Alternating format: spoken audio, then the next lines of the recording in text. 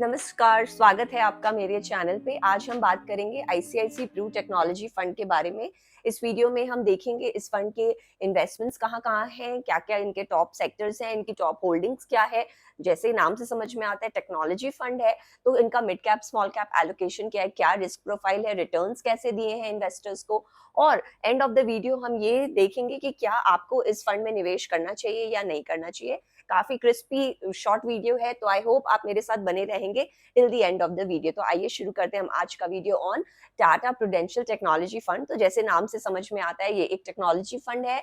जी हाँ, thematic fund है और ये हाउस ऑफ आईसीआईसीआई प्रूडेंशियल से आता है। बाकी ये फंड जो है ये 2000 साल 2000 में लॉन्च हुआ था, जबकि वो .com बूम चल रहा था। और अगर हम देखें तो it is one of the oldest, it is the second oldest technology sectoral fund in our country.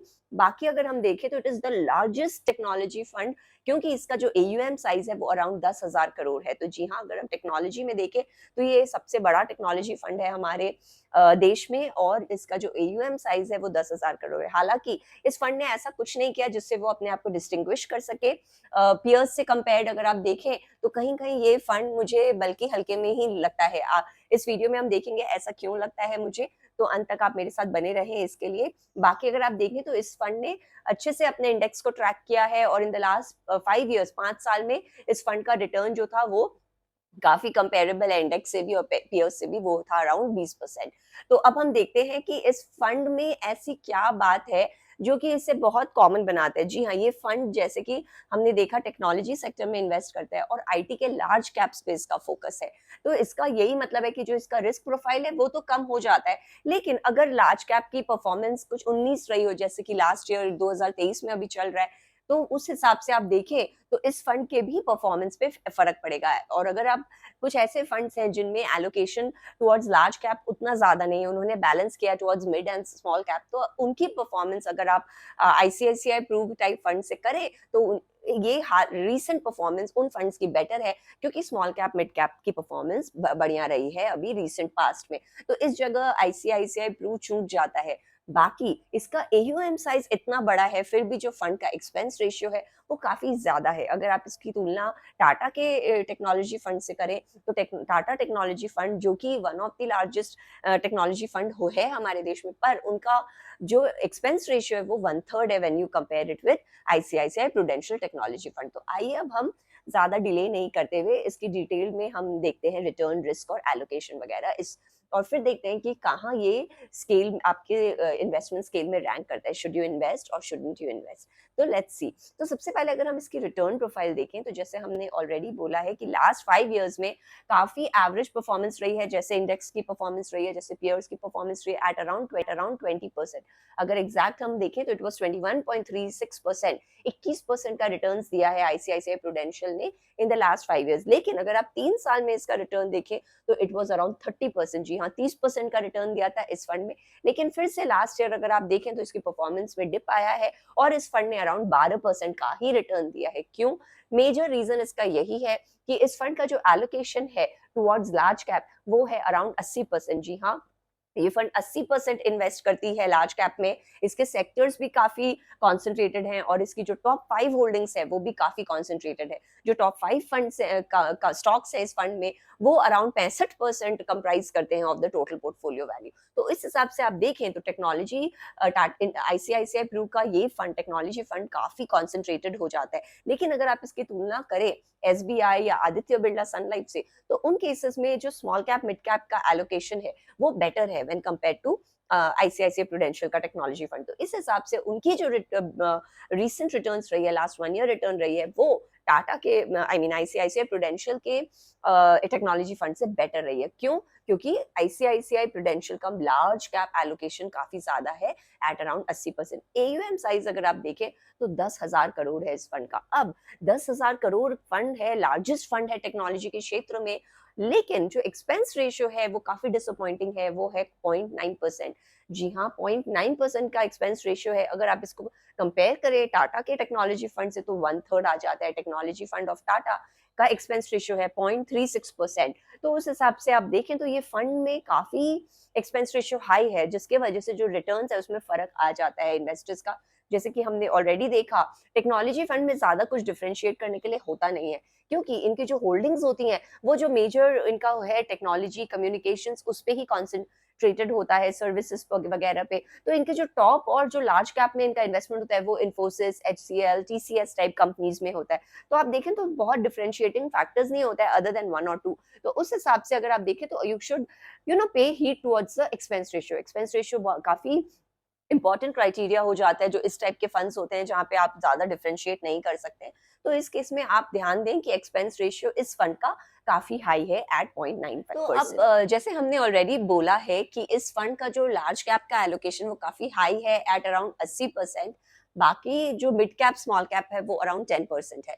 तो इस हिसाब से आप देखें तो जो इसका जो लास्ट 1 ईयर का रिटर्न है वो डिसअपॉइंटिंग रहा है, क्योंकि इस टाइम पे स्मॉल और मिड कैप्स ने बेटर परफॉर्मेंस दी है when compare to the large cap. अगर आप कंपेयर करें इसको फ्रैंकलिन इंडिया टेक फंड से, तो उसकी रिटर्न्स प्रोफाइल बेटर रही है इन द रीसेंट पास। क्यों? क्योंकि उनका स्मॉल और मिड कैप का एलोकेशन ज्यादा है। अब अगर हम सेक्टोरल एलोकेशन देखें इस फंड का, तो इस फंड का जो मेजर सेक्टर है वो है टेक्नोलॉजी सेक्टर, जो कि कंप्राइज करता है अराउंड 75% इस फंड के टोटल वैल्यू का। जी हाँ, 75% of the total portfolio will is towards technology. बाकी जो दूसरे हैं सेक्टर्स वो हैं कम्युनिकेशंस एट 10%। उसके बाद और भी सर्विसेज, कैपिटल गुड्स वगैरह में इस फंड का एलोकेशन है, लेकिन वो एलोकेशन काफी स्मॉल है, काफी कम है टू मेक अ डिफरेंस। यानी अगर आपका सर्विसेज या कैपिटल गुड्स में कुछ भी उछाल आता है तो ज्यादा फंड में फर्क नहीं पड़ेगा। क्यों? क्योंकि 85% इस फंड का ऑलरेडी कम्युनिकेशंस और टेक्नोलॉजी को जाता है। तो इस हिसाब से आप देखें तो सर्विसेज और कैपिटल गुड्स हैं, लेकिन उसकी शेयर काफी कम है। अब अगर हम जो यूजुअल इनके होल्डिंग्स देखें तो भारती एयरटेल है, टेक महिंद्रा जैसे कंपनीज तो हैं ही, लेकिन एक इसमें यूनिक फीचर मुझे ये लगा कि इस फंड का एक एलोकेशन है टुवर्ड्स रिलायंस। जी हाँ, रिलायंस हमारे देश में काफी बड़ा एक कांग्लोमरेट बन गया है और उनकी काफी उनका बिजनेस हो रहा है towards technology and communications. It has become one of the leaders in our country in all this space.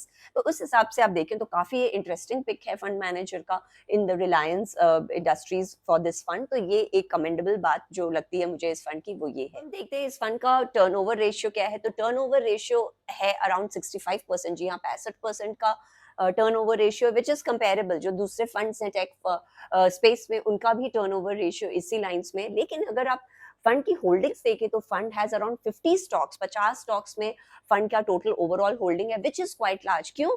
क्योंकि जो इनके टॉप 5 कंपनीज हैं जिसमें होल्डिंग्स है इस फंड की, वो ही 65% के अराउंड, 60 से 65% के अराउंड कंप्राइज करते हैं of the total portfolio value. तो अगर आप देखें तो फिर ये 50 स्टॉक्स रखने का क्या ही फायदा अगर आपका ऑलमोस्ट 1% भी एलोकेशन नहीं है towards most of the stocks. क्योंकि टॉप 5 स्टॉक्स आप सोचिए 65% कंप्राइज कर रहा है, बाकी के 45 स्टॉक्स जो हैं वो 35% के अराउंड है। तो उस हिसाब से आप देखें तो डिस्ट्रीब्यूशन काफी अनइवन है। तो जो जहां पोर्टफोलियो टर्नओवर कंपेरेबल है, लेकिन नंबर ऑफ होल्डिंग्स जो हैं वो काफी लार्ज है टेक स्पेस के हिसाब से जो और उसके पेयर्स के तुलना में। तो in summary I would like to say कि ICICI pru tech fund is an average fund. क्यों क्यों एवरेज फंड है?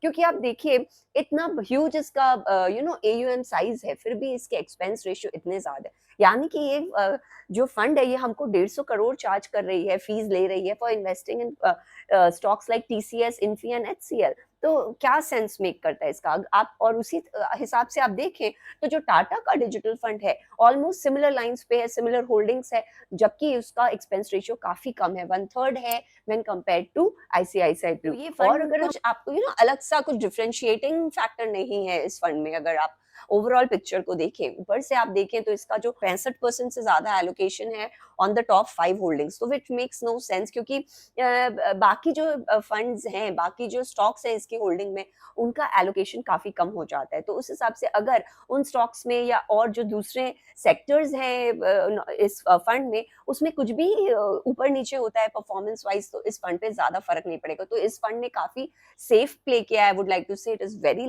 Less risky. क्यों? क्योंकि इनका बहुत मेजर एलोकेशन है towards large cap and towards concentrated sectors. तो उस हिसाब से आप देखें तो it is a very less risky bet for investors who are looking at investing in the technology space, क्योंकि टेक्नोलॉजी काफ़ी बढ़िया कर रहा है सारे ही क्षेत्र में, चाहे वो सॉफ्टवेयर हो गया, हार्डवेयर हो गया, सर्विसेज हो गया, और आगे जाके क्योंकि इतना स्कोप दिख रहा है हमको ऑटोमेशन का, टेक्नोलॉजी सेक्टर में बूम आना निश्चित है। तो अगर आपको लेस रिस्की बेट देखना चाहते हैं तो आप ये फंड देख सकते हैं, लेकिन it is a very plain vanilla tech fund I would say, and there are better options for investors to consider. अगर आप लोअर एक्सपेंस रेशियो में जाना चाहें तो फिर आप टाटा का वाला फंड देख सकते हैं। अगर आपको मिड और स्मॉल कैप में ज्यादा एक्सपोजर चाहिए क्योंकि वहाँ ज्यादा स्कोप है डेवलपमेंट का या फिर अच्छे परफॉर्मेंस का, तो फिर आप फ्रैंकलिन या फिर आप आदित्य बिरला सन लाइफ का टेक फंड्स देख सकते हैं। तो इस हिसाब से आई फील कि it is a very plain vanilla fund, और जिनकी फीस भी ज्यादा है और जिन्होंने रिटर्न में भी अपने इन्वेस्टर्स को उतना सेटिस्फाई नहीं किया है। So that was all from my side. मुझे आशा है आपको मेरा वीडियो पसंद आया होगा। अगर मेरा वीडियो पसंद आए तो वीडियो को लाइक करें, मेरे चैनल को सब्सक्राइब करें और दोबारा जरूर से आए। I hope to see you again. Subscribe करने के लिए नीचे जो ग्रीन ग्लो फ्लैश करे आप उस पर क्लिक कर सकते हैं, तो easily you will be my subscriber. मैंने और भी फंड्स पे वीडियोस बनाए हैं जिसका लिंक ऊपर फ्लैश कर रहा है, तो अगर आप इंटरेस्टेड हैं आप उसको देख सकते हैं। तो आपका दिन शुभ हो। Thank you.